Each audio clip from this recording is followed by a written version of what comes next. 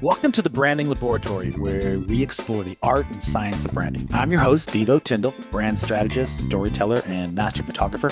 Join us as we dive deep into the captivating stories, expert insights, and practical tips to help you elevate your brand and connect deeply with your audience. Let's get started. Welcome to the Branding Laboratory. I'm your host, Deevo, and today we're going to dive into a really cool concept, the world of music, philanthropy, and have a really special guest who is changing the lives through the power of jazz music. Rick Dellaratta is our guest today. He's the founder of JazzForPeace, and he's here to share his really cool, remarkable journey and how he got here and what he did and the inspiration behind it. And personally, as a firm believer in music and art, I'm really excited to discuss with Rick how he's combining jazz and philanthropy to create this lasting impact with his audience and all the people. And if you read his resume, he's got a bevy of things that he's doing, some really cool stuff, from meeting and playing for presidents to the United Nations, just a bunch of different really cool stuff. So Rick, welcome to the show, man. Thank you so much, Deevo. Glad to be with you. So the founder of JazzForPeace, I want to just jump straight into this origin story. Where did it come from? How did you get here? What were you doing before? Were you sitting out writing paper napkins to build this brand? Just give us kind of some real context so we can understand where it came from. I'll try to keep it short. It's, as you can imagine, it's a long story spanning many decades. Unfortunately, I'm not a young kid anymore, but I will just try to say I started out on a piano at 6 years old that I thought was brought in from Santa Claus. That led to me becoming a professional musician, a conservatory trained, performing all around the world with all kinds of different bands, which led to me having my own CDs out as a leader and touring as a leader, which led to me realizing that the American art form of jazz had phenomenal qualities, along with music and the arts, as you have alluded to affect people in profoundly positive ways. And it would cut through language barriers, racial barriers, religious barriers, creed barriers, social barriers, you name it, music can find a way to cut through all of that. And so when 9/11 happened, which I happened to see firsthand from the roof of a building less than a quarter of a mile away where I was living, that knowledge that had welled up inside me just spit out of me in the words of a poem, which I called JazzForPeace. And basically, I've basically been trying to live up to the words of a poem every day since. Oh, man. And so you're a trained musician. So is it just piano, or you're also a singer? Are there other forms of music that you utilize? I have a degree in classical piano performance, but I also have a master's degree in jazz composition. I've been a singer since, I don't know, way back, as far back as I can remember.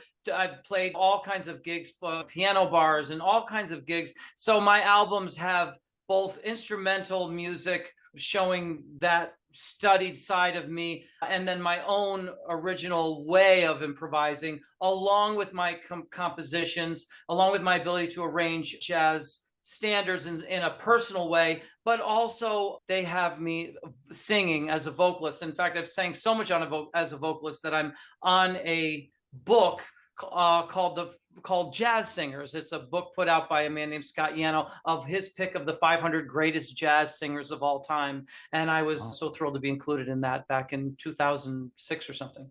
And I understand from your producer that we might have the opportunity to actually listen to you sing and play a little bit today. Is that? Well, as the CEO of JazzForPeace, I actually am in front of either a piano or a keyboard. Right now, I'm in front of a keyboard because our people have been writing in, seeing the podcast, saying, "Oh, that's so cool that you played a piano." I said, "What do you mean I didn't play a piano?" "No, when we were in Nigeria, you played." And I said, "You're right. They didn't have a piano in Nigeria where I was. They didn't have it. So I played it. Some people never even saw me playing a piano. So they requested I do some things where I play a keyboard. So that's why I'm in front of a keyboard right now. And there's a piano in front of that."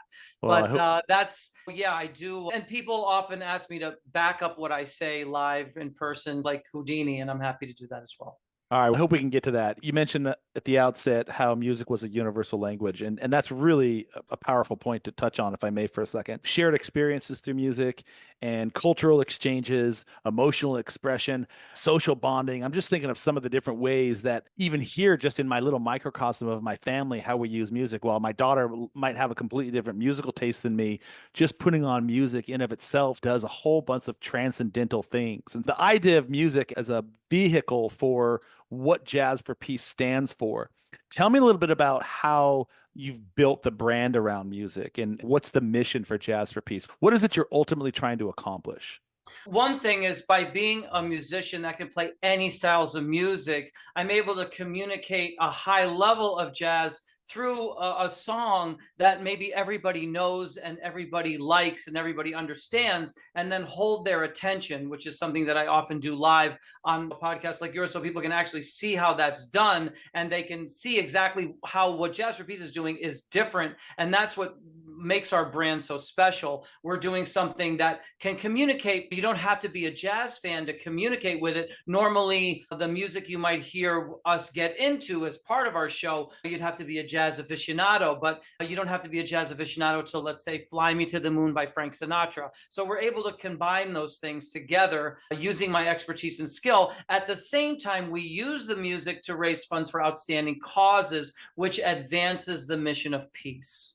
So fundamentally, what you're doing is you're helping raise money, raise grants and sustainable funding for other organizations through what you do? It's really important for people to understand that you cannot really cure anything with money. And that's why we're in the pickle that we're in, because everyone thinks you can just throw money at a problem and it will fix it. It's by far the opposite of that. What we found is that you need to empower and enlighten people, and you need to affect them in a profoundly positive way. Music has the ability to do that first and foremost. So that's bringing some of the equation that's often missing at a fundraiser. Second of all, most fundraisers are only focused on that money. And then the organization is not really more sponsored at the end of these things. They're not more prestigious. They don't have new and prestigious supporters. They haven't widened their donor base. And these are they're not more publicized. So these are all the things that are part of our empowerment tree. We hope to make an outstanding cause. Like I said,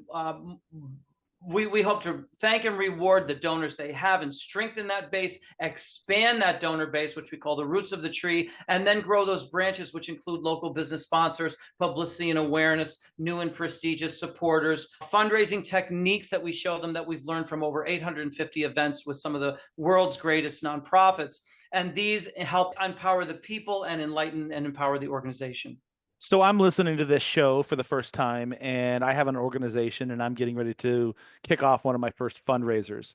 If you can, in just sort of basic terminology, how would I benefit from partnering with you for a fundraiser with me, and what can I expect for as some of the optimized outcomes? Basically, we can help any organization, no matter how big, no matter how small, no matter how old, no matter how new, with our model, which basically is 3 easy steps. The first thing an organization will do is watch your podcast and say, listen, I watched Deevo's podcast. I love what I saw. Maybe I even heard a little bit of the music, whatever it is. And that comment represents a seedling. We then assist them to communicate what we want to do with that organization to their board members, to their supporters, to people that care about that organization, to get them on board. That's the letter B of the ABC steps. And then the third step is to work with these people that now have come on board because they've seen what Jazz for Peace has done. They've looked at what we have done over these 23 years and try to get them to make their friends and people that they wanted to bring into this fold of VIP guests of honor at this event. With all of these people now becoming the VIP guests of honor, we have not only a confirmed event, but we have something that is basically as strong as the roots of a tree. We can grow the other things. With a confirmed event, we can show them how we have succeeded in obtaining local business sponsors for thousands of organizations, and we do the same process with them. Then we go to the next branch, which is publicity and awareness. The next branch, which is new and prestigious supporters, and so on and so forth, up that empowerment tree, so that at the end of the day, we have an organization that is not only more funded, but they're more empowered, they're more sponsored, they're more befriended,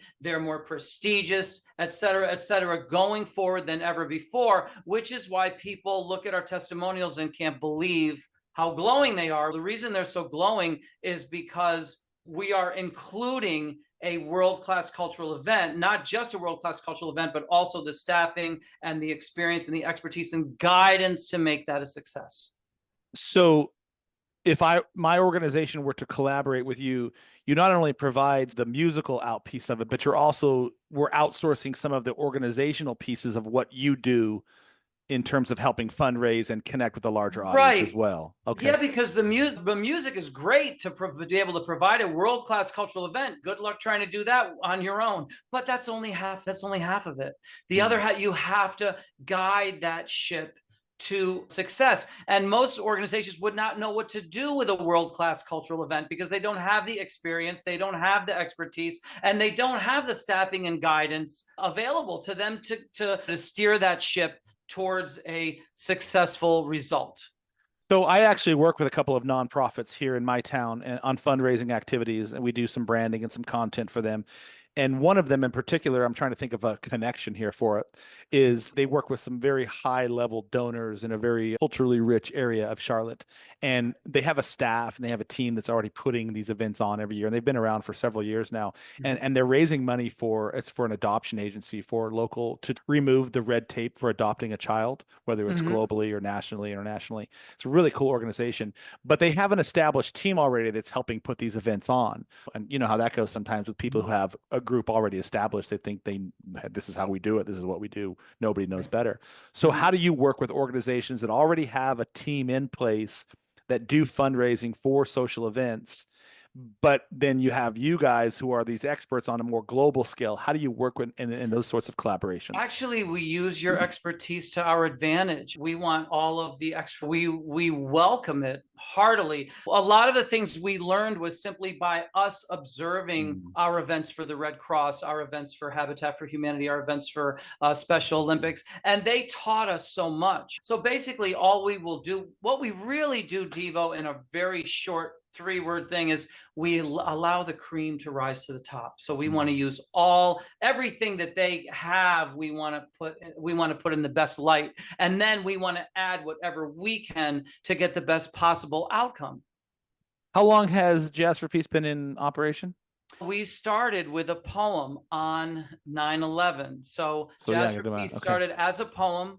The poem was then read to over 8,000 people at a jazz festival that I was a headliner at when the country opened up again 2 weeks later. And from there, we started little Jazz for Peace concerts around the city. At the same time, I was telling my manager to just call over there to the United Nations, show them who I am, what I've done, what I've accomplished so far, and tell them I wanted to bring a multicultural group of musicians there to show how we all can get along. And in that group, I had both an Israeli and a Palestinian musician because they come here to study music and I play with them. I read that on your website or somewhere in your onboarding form. I really love that story. It's crazy how, and I'm not going to go down this rabbit hole, but it's crazy how context and politics and religions and things get in the way of just people getting along all of the time. And I've never really understood it, but that's a different conversation. We're You're going to say right. something. In all honesty, where there's a will, there's a way. And that's what Jazz for Peace is always looking for. We're looking to provide the way, but we need to identify the will, because without the will, we're just running on a hamster wheel and we would be wasting our precious time and energy. But with that, we have that will, we can show the way.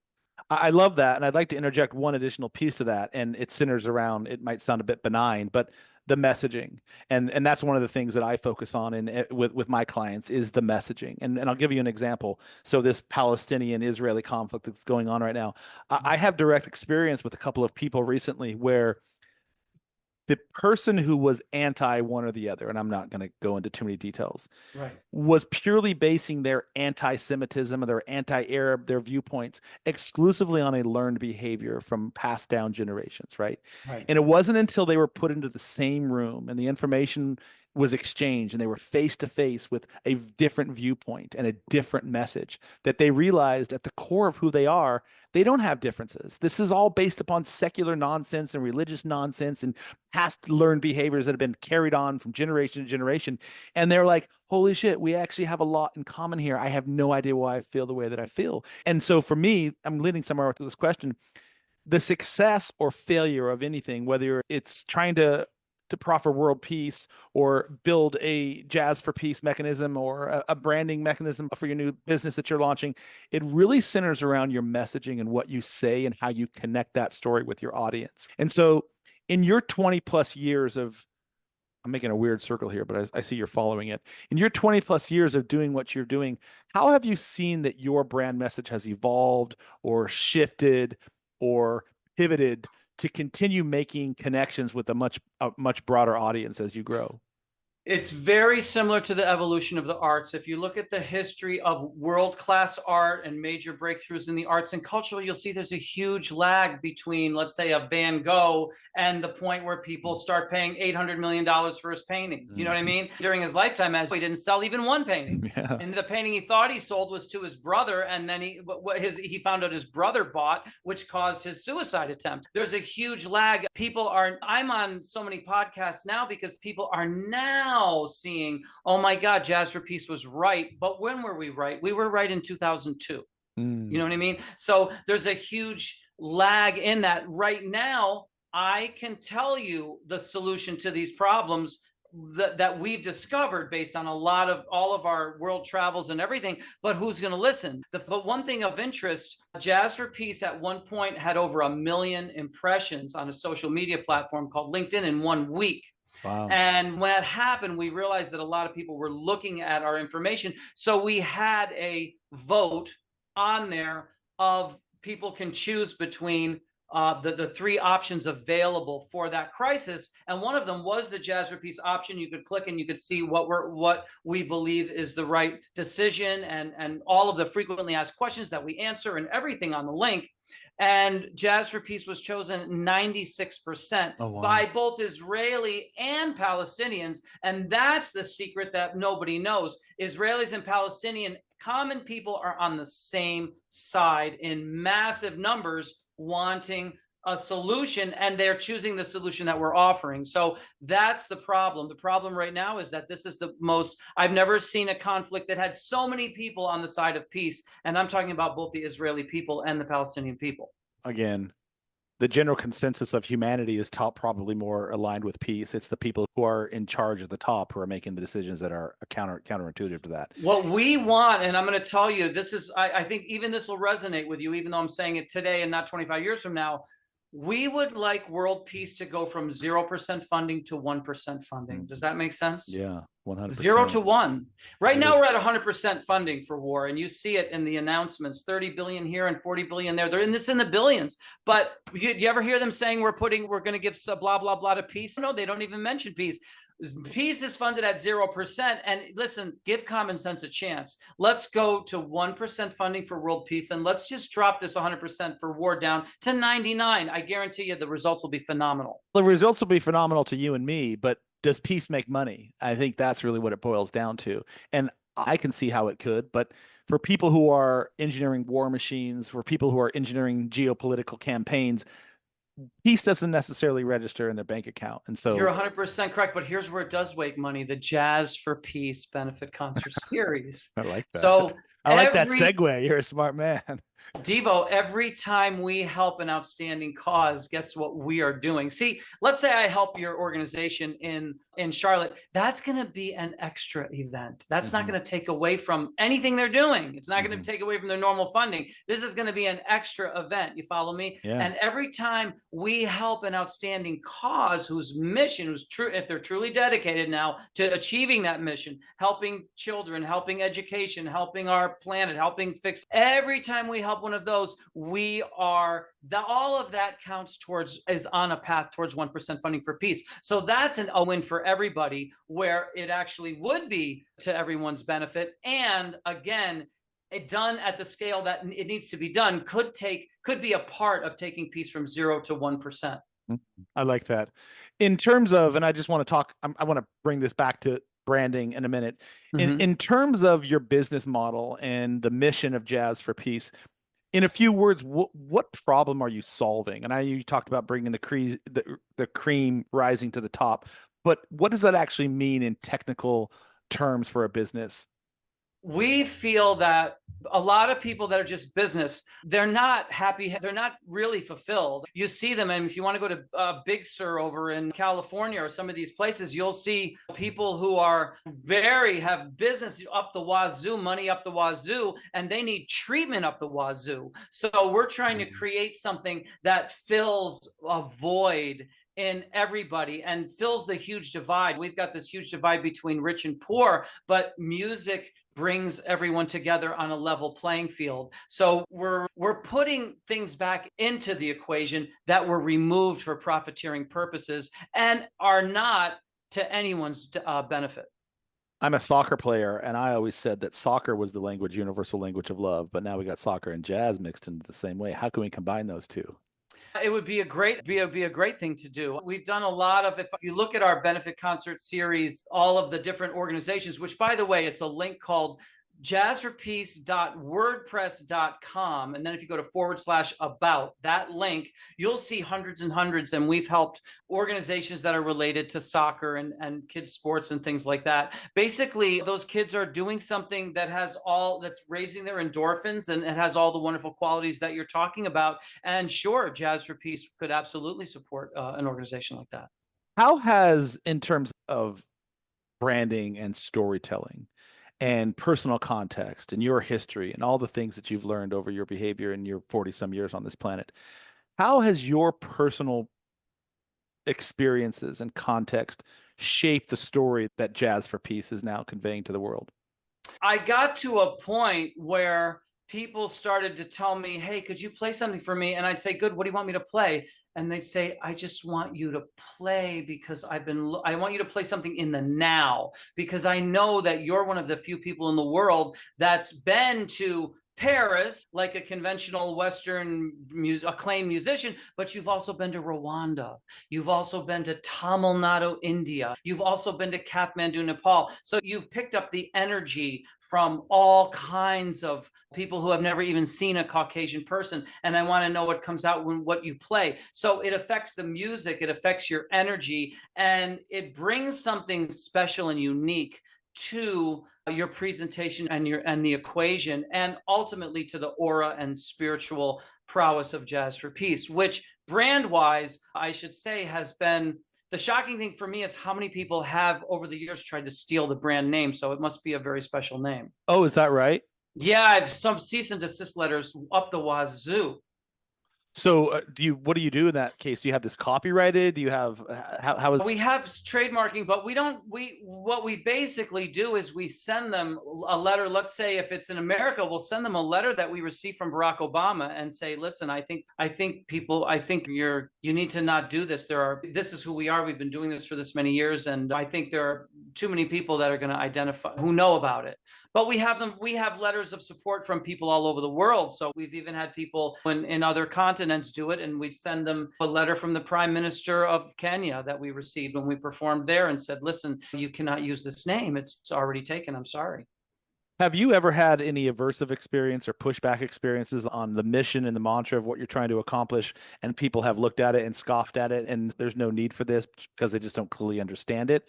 And if so, how have you dealt with something like that? Absolutely, every which way. I think earlier I alluded to the fact that people said they didn't believe. First they didn't believe it because they didn't think it was true, and then they switched from thinking it was too good to be true. So where's that little? And we actually have a page called jazzforpeace.org/too-good-to-be-true.pdf that we have had to send to people. Are silenced, then they become very silent when they run out of bullets. But we've really had to show people stuff and videos and all kinds of stuff to say, no, this is for real. And the problem is, it's because they didn't experience it. We were in a situation once in Hawaii where a woman was causing so much trouble by saying that Hawaiians already had their own music, as if they could, the island cannot hear any other music except Hawaiian music. And the craziest thing was we finally made it to Hawaii to help an outstanding cause. And there was a woman in the audience so enthusiastic about the music. I thought she was going to have a heart attack. She was going crazy. And I'm like, I've got to talk to this woman on the break, on the intermission. So I talked to her and she starts telling a story about how she had talked to someone. And I started to realize that's the woman who was blocking us all this years. That's her. Mm-hmm. Having the most fun in the world. So it's, you know what I mean? It's love and hate are almost like I would say sometimes hate is love with issues. So here was a person loving us more than anybody who was a disaster leading up to that I was able to figure out from her talking. I didn't tell her that I knew this, but I was like, that's the woman. I couldn't believe it. Are you on social media? I know you have an Instagram page, but are you using social media to share your message with the world, and what sort of successes or lack thereof have you seen with that? We have a new book out called Paving the Path for Peace Through Music. It's a Oh, that's great book, cool. and it can really help, especially if you get this book. The more you know about us, the more we can help you. And once you have this book and we are working with you on something, there's all kinds of information in here that we can point to help your event get to its highest potential of whatever that potential is. So as far as social media, in that book, the book was actually held up at Amazon at one time. We don't know why. And then we were having problems being marginalized and restricted and this, that, and the other. And then all of a sudden, those restrictions came off and we started to get hundreds of thousands of impressions and views and stuff like that. One place that like I said, that platform was LinkedIn, where we actually got over 1 million impressions in 1 week. But we obviously don't have the time to sit on social media all day long, but we do utilize it. And when we have time, we try to make more use out of it, especially when it comes to getting our message of the solutions that we have heard, so that people can consider the possibility that you don't have to look to 1 or 2 people on this planet to solve every one of your problems. That was the problem we had in World War II, when you had a whole country in Germany looking to this guy Hitler to solve their issues, and this guy Hitler was being shot up with all kinds of drugs by that crazy doctor. Yeah, I don't want to make this into a sales call, but if you ever I was looking at some of your social media. If you ever want to have a conversation on how I think you could use social media to reach a much more expansive audience, I'd love to have that conversation with you. Sure, absolutely. I found it to be just a fantastic vehicle from my own perspective and working with the clients that we work with. If you can find a way to consciously utilize the service to spread a brand message that connects with the people who really want to hear what you have to say, it has been fundamentally a game changer for me and for other people that I work with. Just get your message out to a larger audience for a relatively low cost. Social media has been a big, for me anyhow, and I think it gets a bad rap a lot of times, but social media is a powerful tool. I cannot disagree with you one bit. We're reaching so many people that would never have been able to reach us before every day. And I was on a beach once in Haiti, and a person recognized me through social media, and he just thought I looked like somebody. Maybe it's Robert De Niro you're thinking about. Maybe I look like him. No, it was actually me that he had seen. So it is an amazing paradigm that we're in now with this. So in terms of the brand itself and collaborations that you're doing, are you guys proactively going out and marketing yourselves to organizations, or has the organization built itself up with a reputation that's strong enough now that people are coming to you? What's that mix between marketing and receiving leads?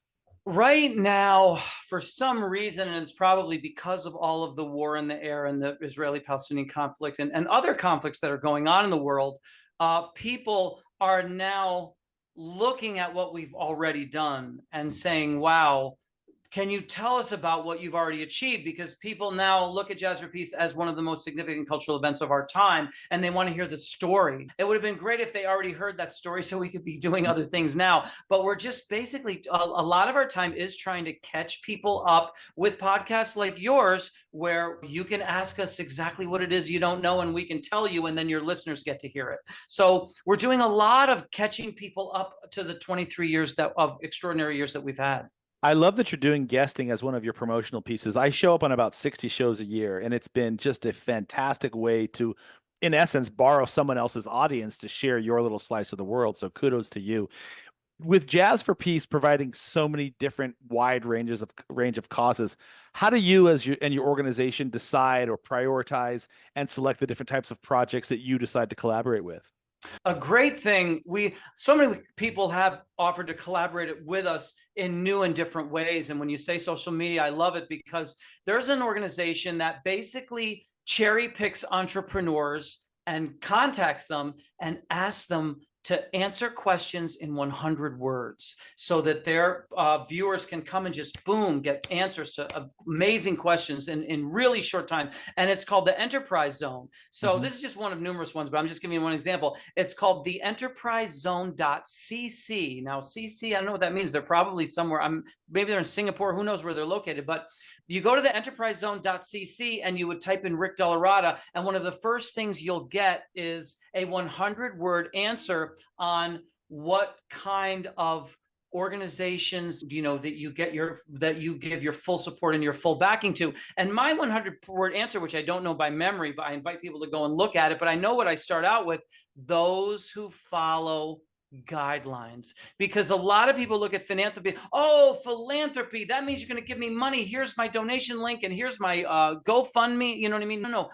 All foundations have guidelines. And if you're willing to follow them, the foundation is interested, because they know that you're probably legitimate, because especially if you already know that there are guidelines, that makes you even more legitimate. But I'd rather just give you the answer and make you legitimate right now. Hey, call us up and ask us what the guidelines are for JazzForPeace funding so we can assist you. Probably if you even say that, you're legitimate. There's a legitimacy in just that kind of approach. So guidelines in a sense that you're not just working for people who are guerrilla marketing this whole thing and haven't put together the systemization of it, an organization, that sort of stuff. That's what you mean by that? It's a fallacy that you can call up a foundation and just get a donation. I've never heard of such a thing. We were voting members on the Council of Foundations for a number of years. We networked with some of the top foundations in the world. None of them operate like this, and everybody thinks they do. And that's because everybody's not getting any funds, and that they're only letting the smart people know what I just told you.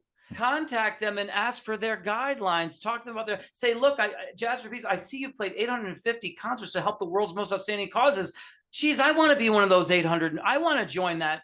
I want to join that list of recipients. I'd love to hear from an organization that just called up and said that, so that we could say, here are the simple guidelines. And like I already told you, it starts with a comment, which we call a seedling for a tree, which we grow into roots. And our slogan, simple as a tree: help us plant the roots so we can grow your empowerment tree. I love that. What advice do you give to aspiring musicians who, like you, want to use their music and their talents for good? How can they start making a difference in their communities through music? We actually have an artist grants program. So again, they can contact us, and I'd love for them to find out about what we do and how we do it. We love to share what we do and how we do it, with the hopes that, again, going from 0 to 1 could mean thousands of this kinds of activity going on. But basically, a great way for them to do it is to, again, work together with us so we can get their event confirmed, to promote them as an artist and promote their promote if they're ready to be launched in that way, get their word out. I'll give you an example. We did this once in Finland because there was a outstanding saxophone player, and he was not known outside of Finland. You know what I mean? Nobody knew who he was and anywhere else. And by partnering with JazzForPeace, we were now getting his name out in the United States and getting his name out to people in other countries that had no idea, because he was Finnish. And this is a way to, and then from there, that musician has access to all the secrets that we would give to your friend that we would share with your friend in Charlotte, even though hopefully they already know some of those secrets anyway, but we would share whatever they didn't know. We would try to strengthen them and empower them. You mentioned at the outset of the show how music is a universal love language. What's the most powerful way that music can bring about social change? What's your purview on that? Music creates a timeout. Okay. And what we do in America, unfortunately, we have an ism that has good qualities and bad qualities. The ism of capitalism will take out, unfortunately, certain qualities of music that the indigenous people didn't take out: spiritual qualities, healing properties, in order to sell more beer, or in order to purely entertain you, in order to sell you a product. And that's why I do often play a short musical excerpt on these podcasts to show people how music can go into a world which gives you a timeout and leaves you with something that may give you an alternative perspective, a new perspective, a fresh perspective on everything that you're looking at. I want to go into a time machine with you for a minute, just because I love looking at what I know now as a business owner versus what I knew 20 years ago when I first joined the entrepreneurial ranks. If you could go into a time machine right now and center specifically around JazzForPeace, Is there anything you would change 20 years ago that you have learned in this journey so far that would have made this more successful faster, would have made a difference in a different capacity, et cetera? Or is the journey in of itself part of what the process has been for you? The journey is really where the gold is. And Mm. that's what all of us have to realize, because we're all on a special, unique journey. And it's easy to lose sight of that. And no, I'm no easier.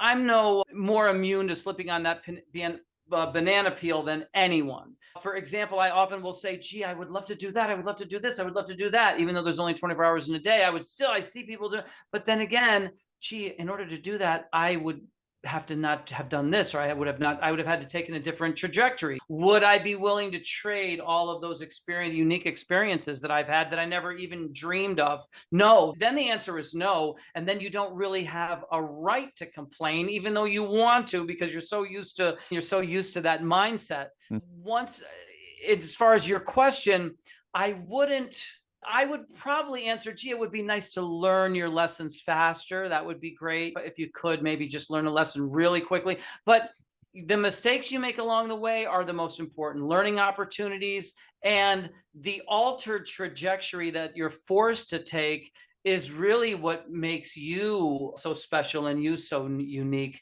and your journey memorable, and maybe I would say important ultimately. I read a really resonant caption once, and it centered around the only reason we're here on this planet is to make mistakes so that we can learn from them.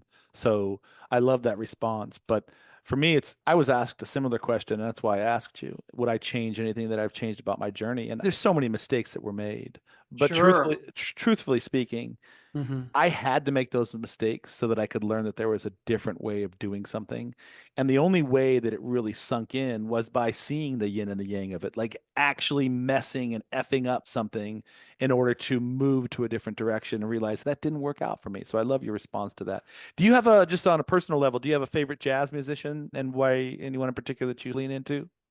Boy, there are musicians that I like in all different shapes and styles and stuff like that. Off the top of my head, I would say one musician who had a lot of very special spiritual qualities to him was John Coltrane. Mm. And what's funny, because there are people who would try to do a John Coltrane tribute, and it's so painful because his music, it had so much more than just the notes. So Mm. if you just hear the notes, it's like, oh my God, you'd have to almost cringe, because you have to have that spiritual power behind it that he put into those notes, and the soulness and all of that stuff. I don't know. I like there are certain musicians that lend themselves to what Jazz for Peace is all about. And there's at least 10 of them, but you wanted one, so I just threw one out real quick.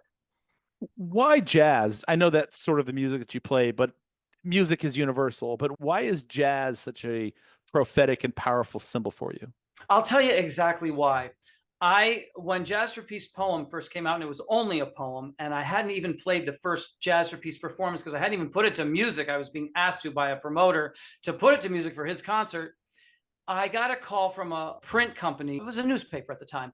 And they recorded the conversation. And in the conversation, they were talking about 9/11 and the situation and how I'd written the poem and all that. And I just happened to say, if we would just fill our souls with creativity, artistry, intellectuality, spirituality, humanity, our greatest concepts, if we would just fill our souls with these great things that we have developed as a species, we would have a better chance at avoiding the behavior that leads to destruction. And that turned into a famous quote.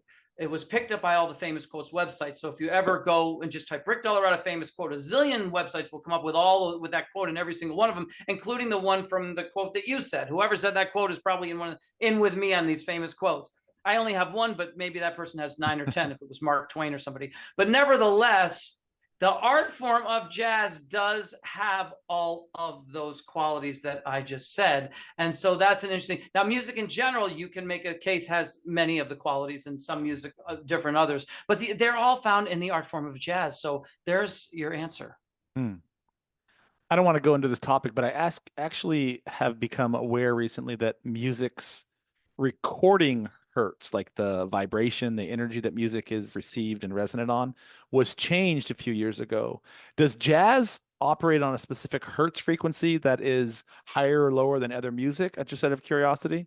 I'm so glad you brought that up because I've been on so many podcasts that now we actually have the Jazz for Peace podcast. And I had a woman on the Jazz for Peace podcast named Donna Campbell, and she is into this frequency thing. And I would recommend people go to the Jazz for Peace podcast on Spotify, check out her interview where she goes into great detail about this, because I won't be able to answer it as well. And I don't even want to misquote or anything, but 440 is actually not the proper, the proper hertz for. In other words, I think some people are using 442 and people are using different frequencies and they're calling it to things related to, I don't know, centuries ago, stuff like that. Very similar to the fact that there aren't supposed to be 12 months either.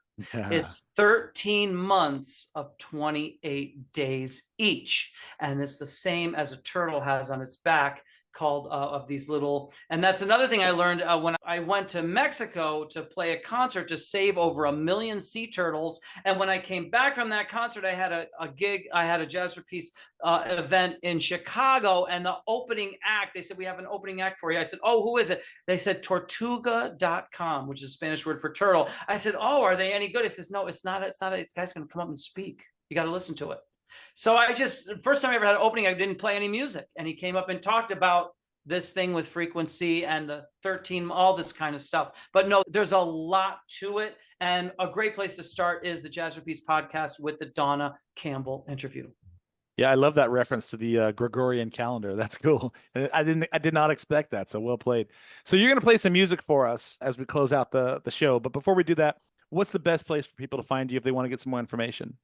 A great place. First of all, you can always email us at info@jazzforpeace.org. So you can just send us an email whenever in doubt. Of course, our website is from the email address, jazzforpeace.org. And if you want to just find about me, rickdellaratta.com. But there's a lot of stuff out there now. So if you find something that you found interesting, and I hope you do, 5 things come up and you happen to pick something that you really like, send us an email, tell us your thoughts about it. That is actually a seedling for an empowerment tree of funding. Now, as a tree gives off 1,000 seedlings, how many of them become? But you never know. So send us your comment and maybe it will become an empowerment tree of funding. If not for you, then for an outstanding cause that you want to help. Who knows where it could all lead. Brilliant. Thank you. So it's jazzforpeace.org, Jazz for Peace on Instagram. And I that's where I found you. So okay, great. Yeah. Anyhow, so you're going to play some music, I understand? Yeah. Like I said, what I'm going to do is try to demonstrate how Jazz for Peace can take you from one degree of jazz to a whole nother spectrum in a very short amount of time. And I just take little requests from our volunteers or whatever. I haven't played this song in years. It's a Frank Sinatra song called Fly Me to the Moon. Is that okay? Yeah. I haven't played it in years, but I'm going to play Fly Me. And somehow I'm going to do something. I don't know what's going to be. And like I said, don't try this at home because I don't know what I'm going to play and I won't be able to play it afterwards. But I'm going to go somewhere from that and we'll see what happens. Maybe it may be from the tempo of that. It may be from the style of that. It may be from the melody of that. We'll just have to find out what it does. We'll all find out together whether I sink or swim. It's like our own personal dueling piano right now. You could call it something like that. It is something unique. I've had everyone tell me they've never seen anything like it. And I didn't know anything like it existed until I started doing it. But I'll just try to see if I can give you an idea of what it is that I've been talking about all this time. Okay. Fly me to the moon. Let me play among your stars. Let me see what spring is like on Jupiter and Mars. In other words, hold my hand. In other words, darling, kiss me. Fill my heart with song and let me sing forevermore. You are all I long for, all I worship and adore. In other words, please be true.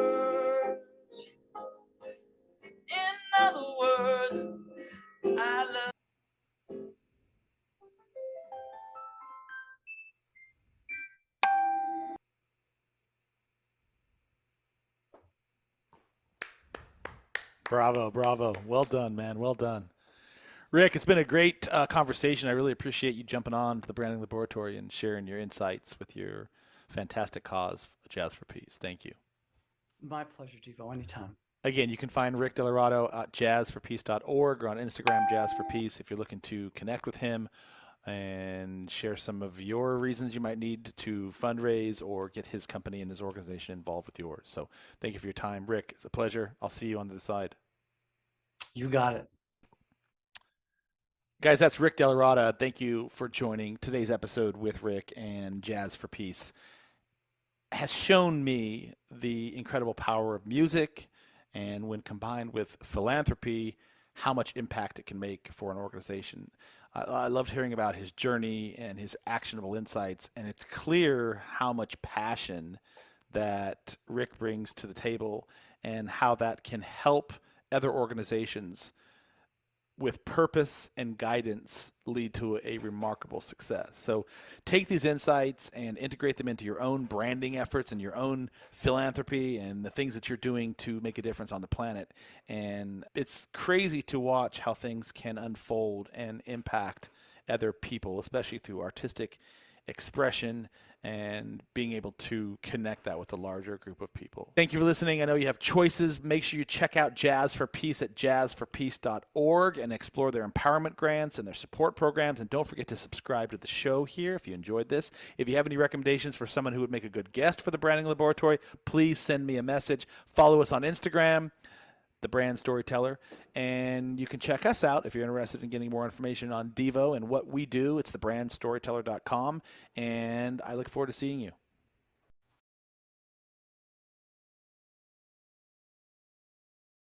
Thanks for tuning in to the Branding Laboratory. If you enjoyed today's episode, be sure to subscribe and leave a review. Connect with us on social media for more branding tips and insights. And remember, your story matters. Until next time, keep building and sharing your unique brand story.